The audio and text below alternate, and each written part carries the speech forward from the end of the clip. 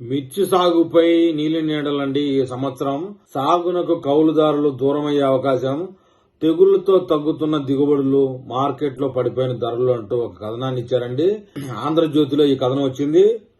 మండలంలోని మిర్చి అంటే ఎర్ర బంగారం సాగు విస్తీర్ణానికి పెట్టింది పేరుగా సాగులో గాని దిగుబడుల నాణ్యతలో గాని ఈ ప్రాంత రైతులు ప్రత్యేక శ్రద్ధతో అధిక వ్యయం, అధిక కౌలు అయినప్పటికీ అంటే ఎకరా 40,000 రూపాయలు కూడా కౌలు తీసుకొని చేసేవాళ్ళు. అత్యధిక వ్యయం, అధిక కౌలు అయినప్పటికీ ప్రతి ఏటా సాగు పెరుగుతూనే ఉంది. గత సంవత్సరం అధిక శాతం ఖర్చులు, దిగుబడులు, మిర్చి ధరలు పూర్తిగా పడిపోవడమే ఈ సంవత్సరం మిర్చి సాగు వైపు కౌలుదారులు దృష్టి పెట్టలేదు. ఈ పరిస్థితులను దృష్టిలో పెట్టుకుని కౌలు రైతులు పొలాల ఊసి ఎత్తడం లేదు.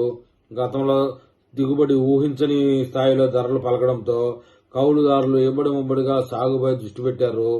3 సంవత్సరాలుగా రైతుల కంటే కౌలుదారులే అధిక శాతం వ్యవసాయం చేశారు. 3 సంవత్సరాల క్రితం ఎకరం 60 నుంచి 90 వేల వరకు కౌలుదారులు పోటీ పడి కౌలు భూములను స్వాధీనం చేసుకున్నారు. దీంతో మంచి లాభాలైతే పొందడం కూడా జరిగింది. మరింత ధర అధికంగా వస్తుందని అనడంతో రైతుల పాటు కౌలు రైతులు అప్పు తెచ్చి సాగు చేసి పండించిన పంటను కోల్డ్ స్టోరేజ్ లో భద్రపరుచుకున్నారు. అప్పటి నుంచి మిర్చి సాగు కౌలు రైతులకు పెనుభారంగా మారింది. అప్పట్లో 30,000 వరకు ధర వెచ్చించి కోల్డ్ స్టోరేజ్ లో నిల్వ చేశారు. అప్పటి నుంచి మిర్చి ధరలు రోజు రోజుకు క్షీణిస్తా ఉన్నాయి.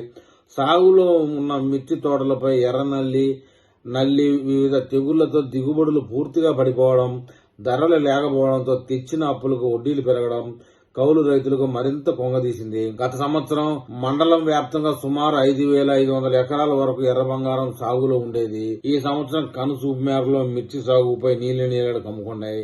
గత సంవత్సరం కౌలు ఎకరం 40,000 రూపాయలు అయినప్పటికీ తెగుళ్లు, కూలీ రేట్లు అధికం కావడంతో పూర్తిగా దిగుబడి 10-15 క్వింటాల లోపే రావడం, మిర్చి ధర 10,000 నుంచి 13,000కు మించకపోవడంతో ఎకరానికి ₹1,00,000 నుంచి ₹1,50,000 వరకు ఖర్చులు పెరిగిపోవడంతో ఇటు రైతులు, కౌలు రైతుల్లో తీవ్ర నిరాశ, నిస్పృహలు నెలకొన్నాయి.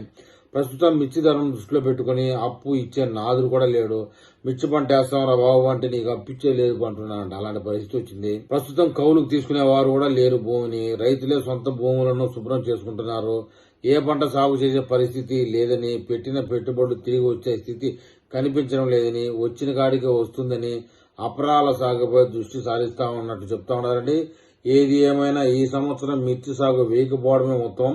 ఈ సంవత్సరం మిర్చి సాగు తగ్గించినందువల్ల ప్రస్తుతం దేశవ్యాప్తంగా ఉన్నటువంటి కొన్ని కోట్ల టిక్కీల మిర్చి సేల్ అయినంత వరకు మళ్లీ మిర్చి సాగు చేస్తే మటుకు రైతులు మటుకు ఇబ్బందులు పడాల్సిందేనన్న విషయం కూడా గుర్తుపెట్టుకోవాలండి.